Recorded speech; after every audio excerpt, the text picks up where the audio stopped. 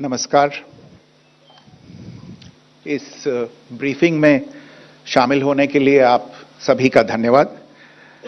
जैसा कि आप सभी जानते हैं, 22 अप्रैल 2025 को लश्कर-ए-तैयबा से संबंधित पाकिस्तानी और पाकिस्तान प्रशिक्षित आतंकवादियों ने भारत में जम्मू और कश्मीर के पहलगाम में भारतीय पर्यटकों पर बर्बरतापूर्ण हमला किया।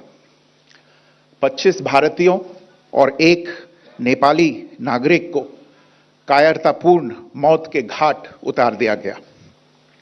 मुंबई के 26 नवंबर 2008 के हमलों के बाद यह भारत में हुई किसी आतंकवादी हमले में मारे गए आम नागरिकों की संख्या की दृष्टि से सबसे गंभीर घटना है।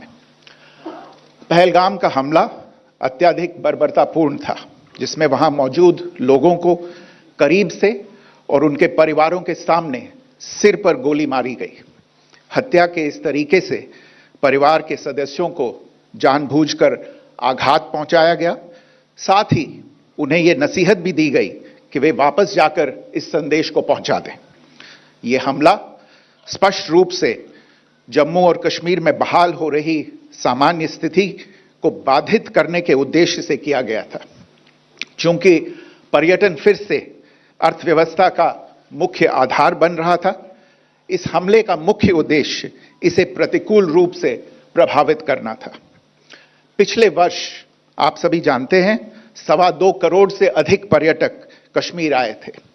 इस हमले का मुख्य उद्देश्य इसलिए संभवतः यह था कि इस संघ राज्य क्षेत्र में विकास और प्रगति को नुकसान पहुंचाकर इसे पिछड़ा बनाए रखा जाए और पाकिस्तान से लगातार होने वाले सीमा पार आतंकवाद के लिए उपजाऊ जमीन बनाने में सहायता की जाए। हमले का यह तरीका जम्मू और कश्मीर और शेष राष्ट्र दोनों में सांप्रदायिक दंगे भड़काने के उद्देश्य से भी प्रेरित था। इसका श्रेय सरकार और भारत के सभी नागरिकों को दिया जाना चाहिए कि इन प्रयासों को विफल कर दिया गया। एक समूह ने खुद को रेजिस्टेंस फ्रंट TRF कहते हुए इस हमले की जिम्मेदारी ली है। यह समूह संयुक्त राष्ट्र द्वारा प्रतिबंधित पाकिस्तानी आतंकवादी समूह लश्कर-ए-तैयबा से जुड़ा हुआ है। यह उल्लेखनीय है कि भारत ने मई और नवंबर 2024 में संयुक्त राष्ट्र की 1267 कमेटी की सैंक्शंस मॉनिटरिंग टीम को अर्धवार्षिक रिपोर्ट प्रस्तुत की थी, जिसमें TRF के बारे में साफ इनपुट दिए गए थे। इससे पाकिस्तान स्थित आतंकवादी समूहों के लिए कवर के रूप में TRF की भूमिका सामने आई थी। इससे पहले भी दिसंबर 2023 में भारत ने इस टीम को लश्कर-ए-तैयबा और जैश-ए-मोहम्मद के बारे में सूचित किया था, जो TRF जैसे छोटे आतंकवादी समूहों के माध्यम से अपनी गतिविधियों को संचालित कर रहे हैं। इस संबंध में 25 अप्रैल को UN सिक्योरिटी काउंसिल प्रेस वक्तव्य में TRF के संदर्भ को हटाने के लिए पाकिस्तान के दबाव पर भी ध्यान दिया जाना चाहिए।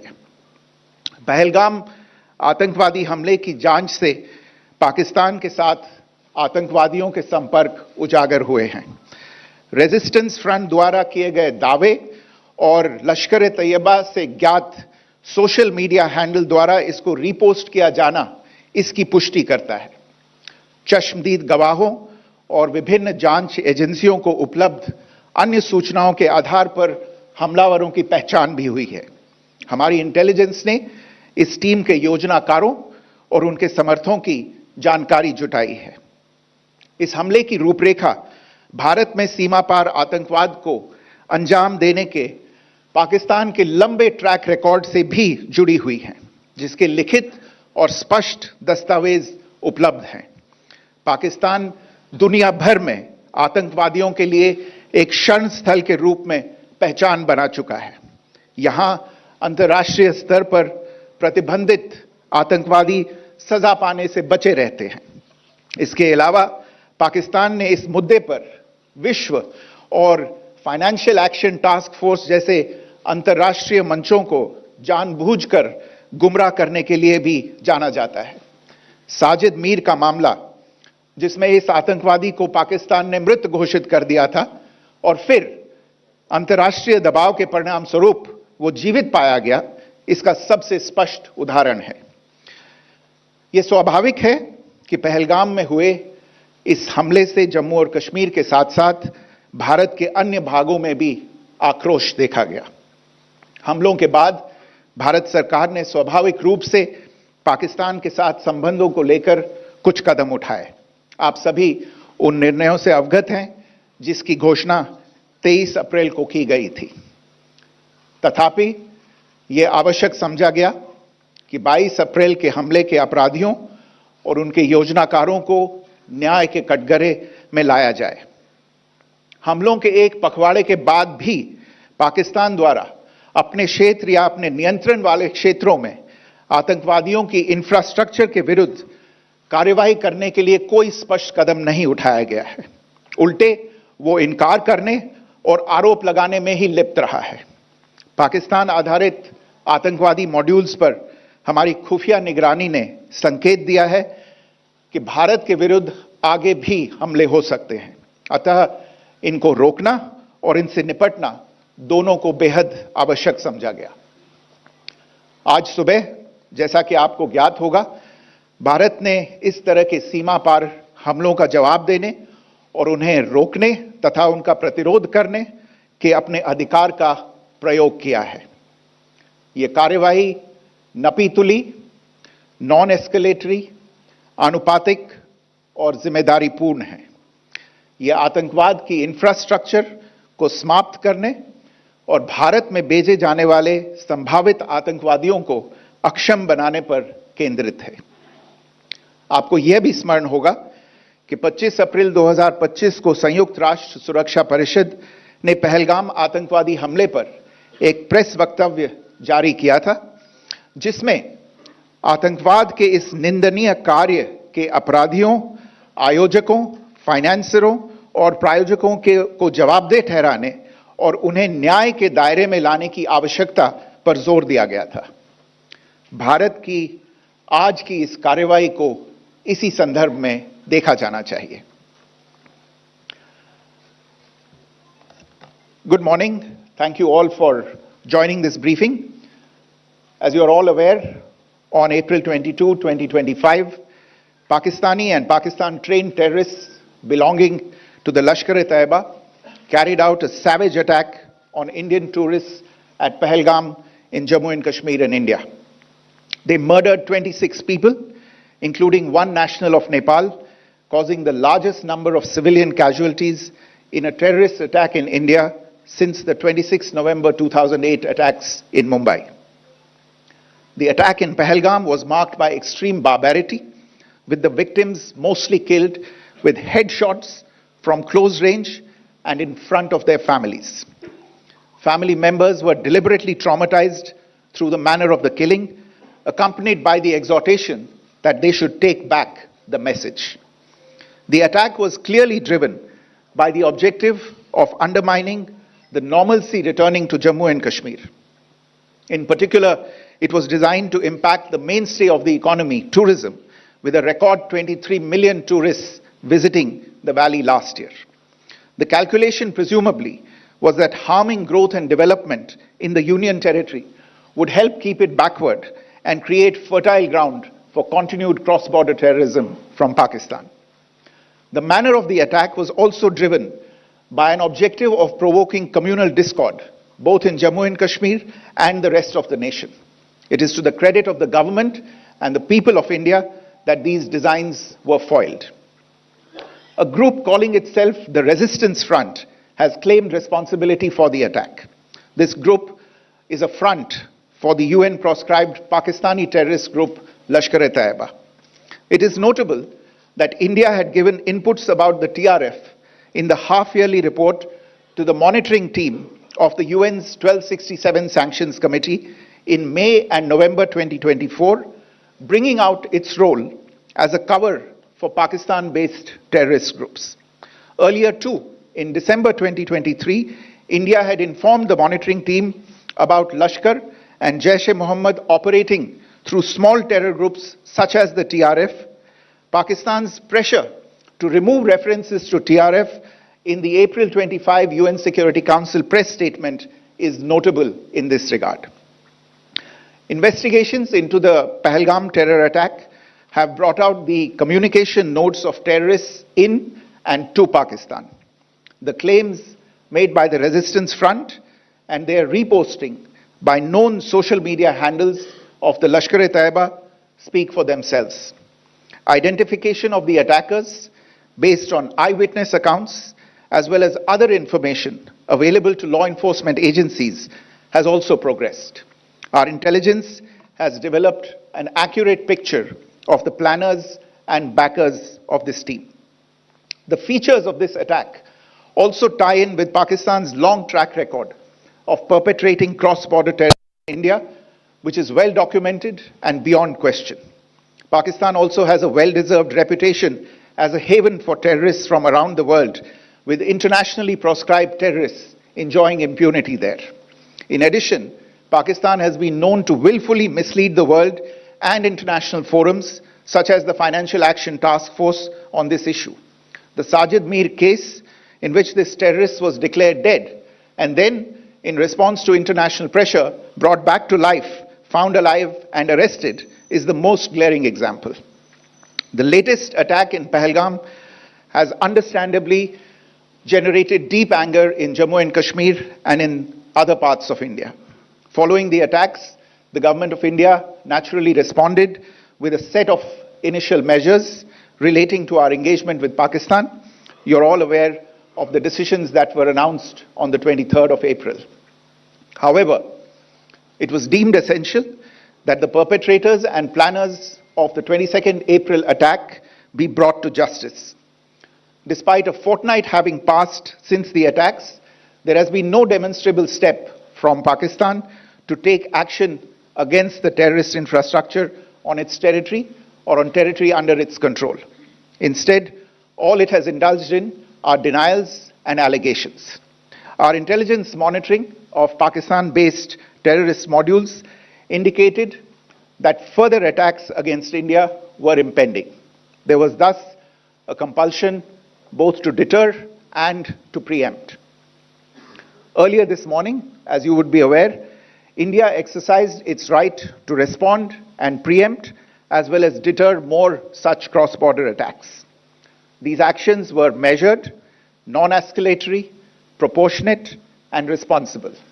They focused on dismantling the terrorist infrastructure and disabling terrorists likely to be sent across to India.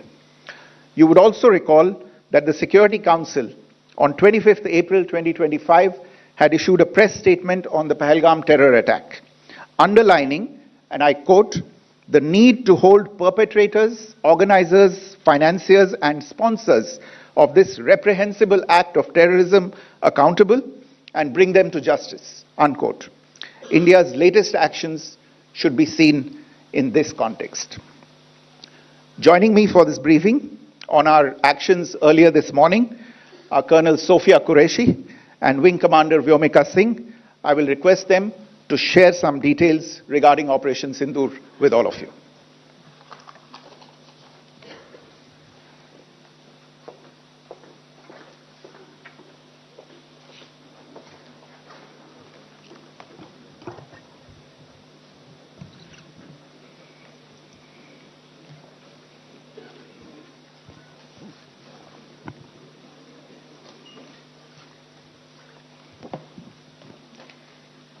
सुप्रभात देवियों और सज्जनों, मैं कर्नल सोफिया कुरैशी और मेरे साथ विंग कमांडर व्योमिका सिंह आज आपको 6 से 7 मई 2025 की रात 1:05 से 1:30 बजे के बीच भारतीय सशस्त्र बलों द्वारा अंजाम दिए गए ऑपरेशन सिंदूर के बारे में जानकारी देंगे।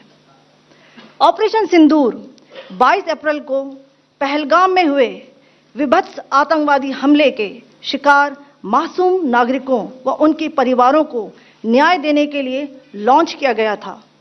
इस कार्रवाई में 9 टेररिस्ट कैंप्स को टारगेट किया गया और पूरी तरह से इसे बर्बाद किया गया। पाकिस्तान में पिछले 3 दशकों से टेरर इंफ्रास्ट्रक्चर का निर्माण हो रहा है। इसमें recruitment, indoctrination centres, training areas व लॉन्च पैड शामिल थे, जो पाकिस्तान और पाक अधिकृत जम्मू कश्मीर POJK दोनों में फैले हैं। Operation Sindoor was launched by Indian Armed Forces to deliver justice to the victims of Pahalgam terror attack and their families. 9 terrorist camps were targeted and successfully destroyed. Over the last 3 decades, Pakistan has systematically built terror infrastructure. It is a complex web of recruitment and indoctrination centers, training areas for initial and refresher courses, and launch pads for handlers. These camps are located both in Pakistan as well as Pakistan-occupied Jammu and Kashmir areas. Some of the well-known training camps are located, as you can see on the screen. They are distributed from Savai Nala in the north, counting to approximately 21, ending at Bhagalpur to the south. इन लक्ष्यों का चयन विश्वसनीय intelligence सूचनाओं के आधार पर हुआ, ताकि आतंक गतिविधियों की रीढ़ तोड़ी जा सके, और यह खास ध्यान दिया गया कि निर्दोष नागरिकों और सिविलियन इंस्टॉलेशन को नुकसान न पहुंचे। The selection of these targets for Operation Sindoor was based on credible intelligence inputs and role of these facilities in perpetrating the terror activities. The locations were so selected to avoid damage to civilian infrastructures and loss of any civilian lives.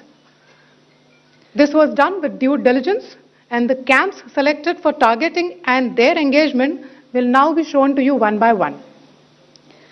POJK के target मैं आपको बताना चाहूंगी।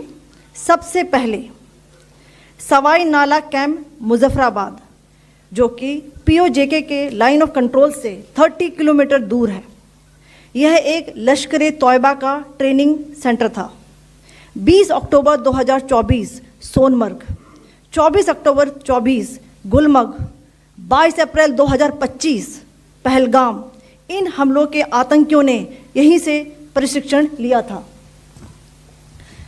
सैयदना Bilal camp Muzaffarabad, यह एक जैश ए मोहम्मद का staging area है। यह हथियार, विस्फोटक और जंगल सर्वाइवल ट्रेनिंग का केंद्र भी था। गुलपुर कैंप कोटली, यह LOC से 30 किलोमीटर दूर था। लश्कर तौयबा का बेस था, जो रजौरी, पुंछ में सक्रिय था। 20 अप्रैल 2023 को पुंछ में और 9 जून 2024 को तीर्थ यात्रियों के बस हमले में यहीं से आतंकी को ट्रेन किया गया था।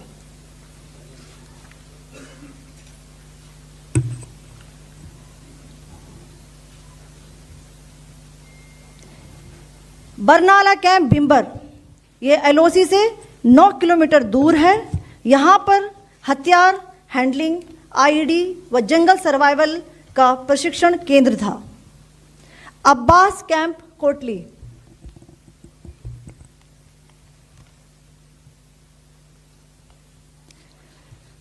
यह LOC से 13 किलोमीटर दूर है। लश्कर तौयबा का फिदाइन यहाँ तैयार होता था। इसकी कैपेसिटी 15 टेररिस्ट को ट्रेन करने की थी।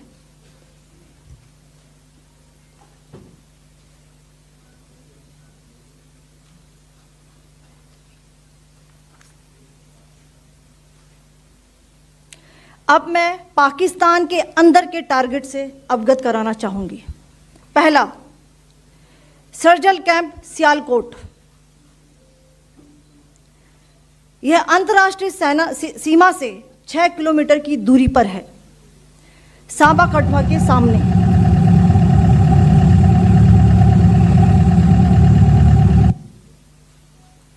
मार्च 2025 में जम्मू एंड कश्मीर पुलिस के 4 जवानों को की जो हत्या की गई थी, उन आतंकवादियों को इसी जगह पर ट्रेन किया गया था।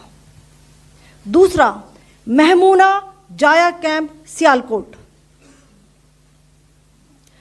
यह 18 से 12 किलोमीटर IB से दूर था। हिजबुल मुजाहिदीन का बहुत बड़ा कैंप था। ये कठुआ जम्मू क्षेत्र में आतंक फैलाने का नियंत्रण केंद्र था। पठानकोट एयरफोर्स बेस पर किया गया हमला भी इसी कैंप से प्लान और डायरेक्ट किया गया था। मरकज ताइबा मुरीद के, यह आईबी से 18 से 25 किलोमीटर दूरी पर है। 2008 के मुंबई हमले के आतंकी भी यहीं से प्रशिक्षित हुए थे। अजमल कसब व डेविड हेडली भी यहां ट्रेन हुए थे।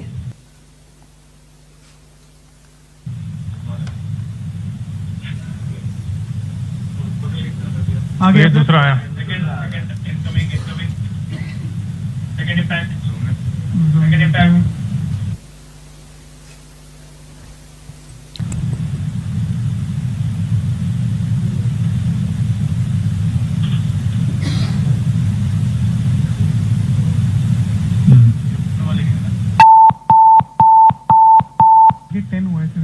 टारगेट 10 हुआ, एंक्लोजर सेम ही है।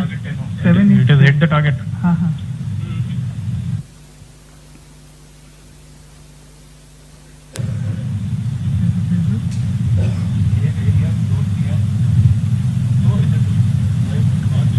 आ गया सर, इम्पैक्ट